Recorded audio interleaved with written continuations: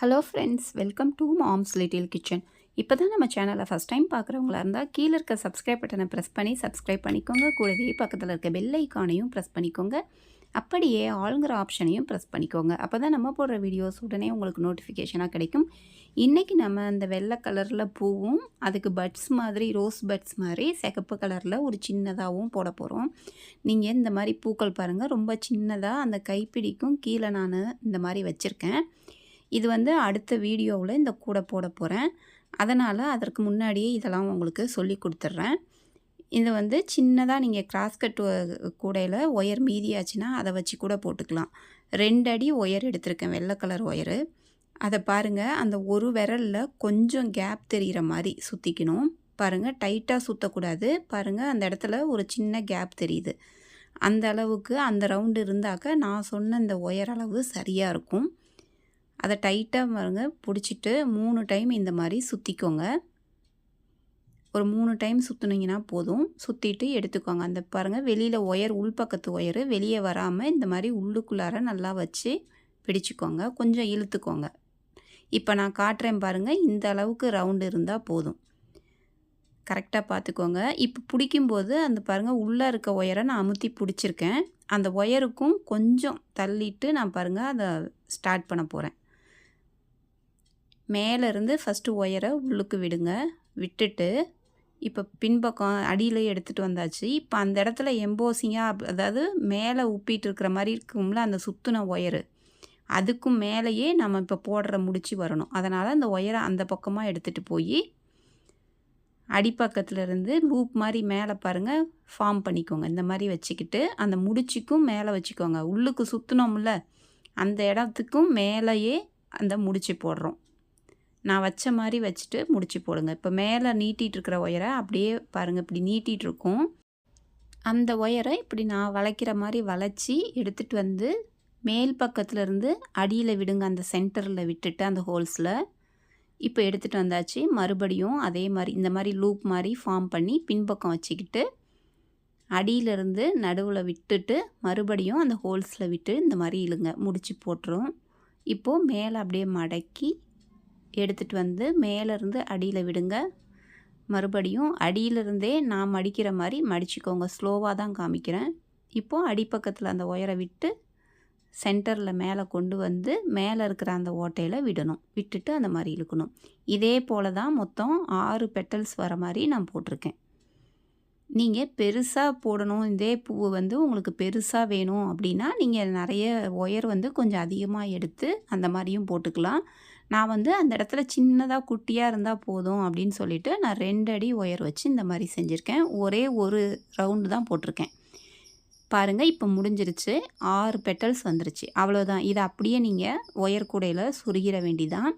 உங்களுக்கு கூட பின்னிட்டு கிராஸ் கட் மெத்தடில் போடும்போதெல்லாம் உங்களுக்கு நிறைய ஒயர்ஸ் மீதியாகும். அந்த ஒயரெல்லாம் இந்த மாதிரி பூக்கள் செஞ்சு கூட வச்சுக்கலாம். இந்த மாதிரி அழகுபடுத்துறதுக்கு உங்கள் கூடையில் வச்சுக்கலாம். அந்த கைப்பிடி வந்து 2 இடமும் ஆரம்பித்த இடம் முடிக்கிற இடம் அந்த இடத்துல இந்த மாதிரி வச்சு கொடுத்தீங்கன்னா நீங்கள் ரொம்ப அழகாக இருக்கும். நான் இந்த கூடைக்கு இந்த மாதிரி வச்சுருக்கேன். நான் நெக்ஸ்ட்டு வீடியோவாக இந்த கூடை போட போகிறேன். அதுக்கு உண்டான டிப்ஸ்லாம் நான் உங்களுக்கு இப்போவே சொல்லி கொடுக்குறேன். சென்டரில் வந்து அந்த சிகப்பு கலரில் பட்ஸ் மாதிரி ரோஸ் பட்ஸ் மாதிரி வைக்க போகிறேன். அதுக்கு 1.5 அடி ஒயர் இருந்தாவே போதும். அந்த இடத்த ஷார்ப்பாக வச்சுக்கோங்க. அது வெறும் ரவுண்டு அப்படியே வெள்ளையாக தெரிஞ்சால் நல்லா இருக்காதுல்ல. அதனால் அதுக்குள்ளார ஒரு பட்ஸ் மாதிரி வர மாதிரி வச்சுக்கலாம். இதுக்கு இந்த மாதிரி நான் மடிக்கிற மாதிரி பாருங்கள், சின்ன ரவுண்டாக இருந்தால் போதும். ஏன்னா அதில் சின்னதாக தான் நம்ம வைக்க போகிறோம். அதனால் குட்டியாக இந்த மாதிரி ஒரு 4 டைம் சுற்றிக்கோங்க. ஒரு 3 இல்லைனா 4 அந்த மாதிரி சுற்றினா போதும். அப்படியே ரவுண்டாக ரொட்டேட் பண்ணி எடுத்துகிட்டு வந்துடுங்க. அதாவது பள்ளம் பகுதி மேலே தெரியணும், அந்த மாதிரி இருக்கணும். பாருங்கள், இப்படி சுற்றி எடுத்துகிட்டு வந்துடுங்க. ஒரு 4 தடவை அந்த மாதிரி 4 ரவுண்டு சுற்றிக்கோங்க.